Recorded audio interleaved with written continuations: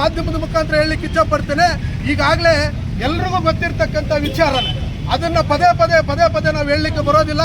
ಯಾಕಂತ ಹೇಳಿದ್ರೆ ಇದ್ರ ಹಿಂದ್ಗಡೆ ಬಲವಾಗಿ ಈ ಒಂದು ಜಿಲ್ಲೆಗೆ ಕೊಡಬಾರ್ದು, ಬಲಗೈ ಸಮುದಾಯಕ್ಕೆ ಇಲ್ಲಿ ಕೊಡಬಾರ್ದು ಅಂತೇಳಿ ಕಾಣದ ಕೈಗಳು ಇವತ್ತು ಹೈಕಮಾಂಡ್ ಮೇಲೆ ಒತ್ತಡವನ್ನು ಹಾಕಿ ಇದನ್ನ ನಿಲ್ಲಿಸಿದ್ದಾರೆ ಅಂತೇಳಿ ನಮ್ಮ ಒಂದು ಕಾಂಗ್ರೆಸ್ ಪಕ್ಷದ, ನಮ್ಮ ಬಲಗೈ ಸಮುದಾಯದ ಎಲ್ಲ ಮುಖಂಡರ ಒಂದು ವಾದ ಕೂಡ ಇದಾಗಿದೆ. ಮುಂದೆ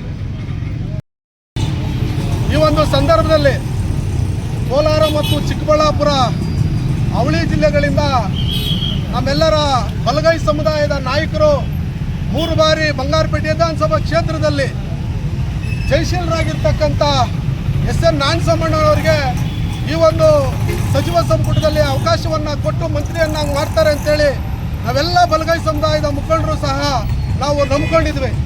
ಆದರೆ ಇವತ್ತು ಈ ನಮ್ಮ ಸರ್ಕಾರ ಕಾಂಗ್ರೆಸ್ನ ಹೈಕಮಾಂಡ್ ಆಗಿರ್ತಕ್ಕಂಥ ಇವತ್ತು ನಮ್ಮ ಎಸ್.ಎನ್. ನಾಗಸಮ್ಮಣ್ಣವರಿಗೆ ಇವತ್ತು ಸಚಿವ ಸ್ಥಾನ ಕೊಡೋದ್ರಲ್ಲಿ ಇವತ್ತು ಮೀನಾಮೇಷವನ್ನು ಮಾಡಿ ಇವತ್ತು ನಮ್ಮ ಜಿಲ್ಲೆಯನ್ನು ಕಡೆಗಣಿಸ್ತಾ ಇದೆ.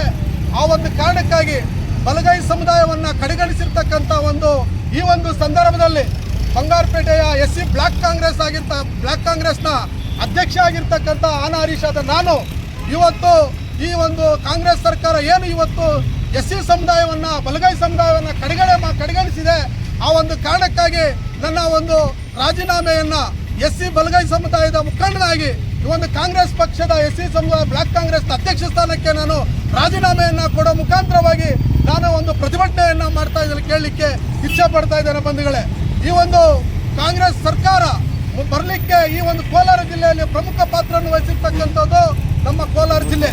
ಯಾಕಂದ್ರೆ 6 ಲಕ್ಷ ಜನಸಂಖ್ಯೆ ಇರ್ತಕ್ಕಂಥ ಬಲಗೈ ಸಮುದಾಯವನ್ನ ಇವತ್ತು ಏಕಾಏಕಿ ಇವತ್ತು ಕಡೆಗಣಿಸಿರ್ತಕ್ಕಂಥ ಬಹಳಷ್ಟು ಬಲಗೈ ಸಮುದಾಯಕ್ಕೆ SC ಸಮುದಾಯಕ್ಕೆ ನೋವನ್ನು ಉಂಟು ಮಾಡಿದೆ.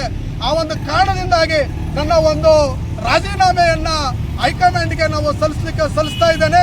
ಈ ಒಂದು SC ಬ್ಲಾಕ್ ಕಾಂಗ್ರೆಸ್ನ ಅಧ್ಯಕ್ಷ ಸ್ಥಾನಕ್ಕೆ ರಾಜೀನಾಮೆಯನ್ನು ಸಹ ನಾನು ಇವತ್ತು ಕೊಡ್ತಾ ಇದ್ದೇನೆ. ಬಂಧುಗಳೇ, ಕಾರಣಕ್ಕೆ ಇವತ್ತು ಜಿಲ್ಲೆಯಲ್ಲಿ 4 ಜನ ಶಾಸಕರು ಏನಿರ್ತಾರೋ ಎಲ್ಲರೂ ಅರ್ಹರಿದ್ರು, ಆದ್ರೆ ಯಾರಿಗೂ ಸಹ ಕೊಟ್ಟಿಲ್ಲ.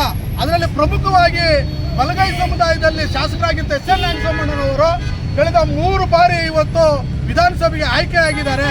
ಈ ಕೋಲಾರ ಮತ್ತು ಚಿಕ್ಕಬಳ್ಳಾಪುರ ಭಾಗಗಳಲ್ಲಿ ಧೀಮಂತ ನಾಯಕರು ಅಂತ ಇವತ್ತು ಬಲಗೈ ಸಮುದಾಯದ ಏಕೈಕ ನಾಯಕ ಅಂತ ಹೇಳಿದ್ರೆ ಅದು ಎಸ್.ಎನ್. ನಾಗಸಮ್ಮಣ್ಣವರು ಮಾತ್ರ. ಹಾಗಾಗಿ ಅವ್ರಿಗೆ ಇವತ್ತು ಸಚಿವ ಸಂಪುಟದಲ್ಲಿ ಸ್ಥಾನಮಾನವನ್ನು ಕೊಟ್ಟಿಲ್ಲ. ಆ ಒಂದು ಕಾರಣಕ್ಕಾಗಿ ನಮ್ಮ ಎಲ್ಲ ಏನು ಸ್ಥಳೀಯ ಬ್ಲಾಕ್ ಕಾಂಗ್ರೆಸ್ಗಳಿದೆ, ಆ ಒಂದು ಮುಂಚೂಣಿ ನಾಯಕದಲ್ಲಿರ್ತಕ್ಕಂಥ SC ಬ್ಲಾಕ್ ಕಾಂಗ್ರೆಸ್ಗೆ ಇವತ್ತು ನಾನು ರಾಜೀನಾಮೆಯನ್ನ ಕೊಡ್ತಾ ಇದ್ದೇನೆ. ಖಂಡಿತವಾಗ್ಲೂ ಇವತ್ತು 5 ಲಕ್ಷ ಜನ ನಾವು ಇವತ್ತು ಕೋಲಾರ ಜಿಲ್ಲೆಗೆ ಹೇಳ್ಬೇಕಂತ ಹೇಳಿದ್ರೆ ಸರಿಸುಮಾರು 4 ಲಕ್ಷ ಜನ ಇವತ್ತು SC ಪಾಪ್ಯುಲೇಷನ್ ಇದೆ.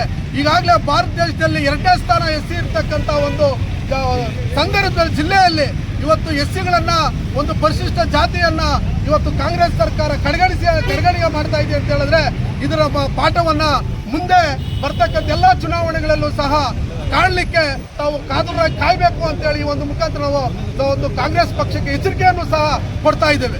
ಪ್ರತಿ ಬಾರಿನೂ ಹೊರಗಡೆಯವರಿಗೆ ಖಂಡಿತವಾಗ್ಲೂ ಪ್ರತಿ ಚುನಾವಣೆಗಳಲ್ಲೂ ಸಹ ಕಾಂಗ್ರೆಸ್ ಪಕ್ಷಕ್ಕೆ ಈ ಒಂದು ಭಾಗದಿಂದ ಹೆಚ್ಚು ಓಟ್ಗಳನ್ನು ಕೊಟ್ಟು ಇವತ್ತು ನಾವು ಶಾಸಕರನ್ನಾಗಿ ಮಾಡ್ತಾ ಇದ್ದೇವೆ.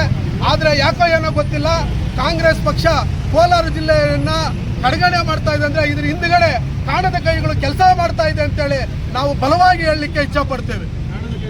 ಮಾಧ್ಯಮದ ಮುಖಾಂತರ ಹೇಳಲಿಕ್ಕೆ ಇಚ್ಛಪಡ್ತೇನೆ. ಈಗಾಗಲೇ ಎಲ್ರಿಗೂ ಗೊತ್ತಿರ್ತಕ್ಕಂಥ ವಿಚಾರನೆ, ಅದನ್ನ ಪದೇ ಪದೇ ನಾವು ಹೇಳಲಿಕ್ಕೆ ಬರೋದಿಲ್ಲ. ಯಾಕಂತ ಹೇಳಿದ್ರೆ ಇದ್ರ ಹಿಂದ್ಗಡೆ ಬಲವಾಗಿ ಈ ಒಂದು ಜಿಲ್ಲೆಗೆ ಕೊಡಬಾರ್ದು, ಬಲಗೈ ಸಮುದಾಯಕ್ಕೆ ಇಲ್ಲಿ ಕೊಡಬಾರ್ದು ಅಂತೇಳಿ ಕಾಣದ ಕೈಗಳು ಇವತ್ತು ಹೈಕಮಾಂಡ್ ಮೇಲೆ ಒತ್ತಡವನ್ನು ಹಾಕಿ ಇದನ್ನ ನಿಲ್ಲಿಸಿದ್ದಾರೆ ಅಂತೇಳಿ ನಮ್ಮ ಒಂದು ಕಾಂಗ್ರೆಸ್ ಪಕ್ಷದ, ನಮ್ಮ ಬಲಗೈ ಸಮುದಾಯದ ಎಲ್ಲ ಮುಖಂಡರ ಒಂದು ವಾದ ಕೂಡ ಇದಾಗಿದೆ. ಮುಂದೆ